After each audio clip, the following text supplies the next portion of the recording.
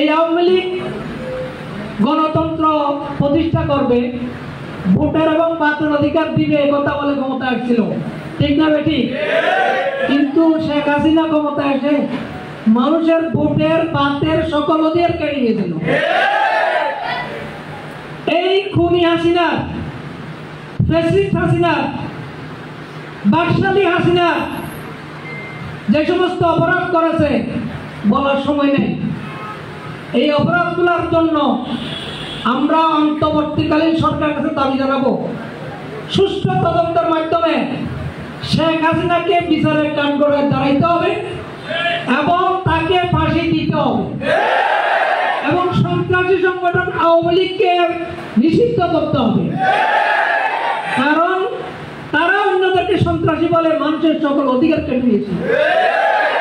শেখ হাসিনাকে তারা গণতন্ত্রের মানুষ কন্যা বলেছিল, কিন্তু শেখ হাসিনা আমরা দেখতে পাইছি গত 15 বছরে গণতন্ত্রকে হত্যাকারী হিসাবে চিহ্নিত হয়েছে, ঠিক না?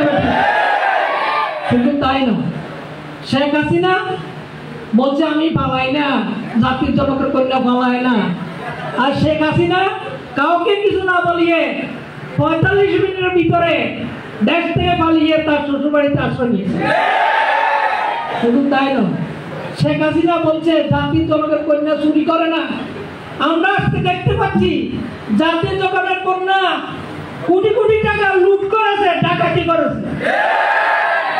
সুতরাং এই ডাকাতি যুগের অবসান হয়েছে। এখন আমরা স্বাধীনতার স্বাদ পেয়েছি, আমরা উৎফুল্ল হইলে আবেগী হইলে চলবে না। দেশকে আমরা গঠন করতে হবে। দেশকে গঠন করতে হলে আগে নিজেকে তৈরি করতে হবে দেশ পরিচালনার জন্য। আমরা যদি নিজেকে তৈরি করতে না পারি, দেশ পরিচালনা কারা করবে? এই জাতি জামাত এবং শিবিরের দিকে তাকিয়ে আছে, ঠিক না বেঠিক? সুতরাং আমরা আবেগে চললে হবে না, আমাদেরকে দেশ পরিচালনার জন্য সকল যোগ্যতা অর্জন করতে হবে। স্যার, আমাদের নতুন প্রোডাক্ট সিক্সার্স। দেখতে তো ভালো, খেতেও ভালো। তুমি একটু বেশিই বলো। জানি স্যার, বিশ্বাস করবেন না, তাই সুপার স্লো মোশন ক্যামেরা নিয়ে এসেছি। দেখেন স্যার, চকলেট পিনাট ক্যারামেল ও নোগাটের দারুণ কম্বিনেশন এলো সিক্সার্স চকলেট কোটেড বার। পুরোটা এনার্জি।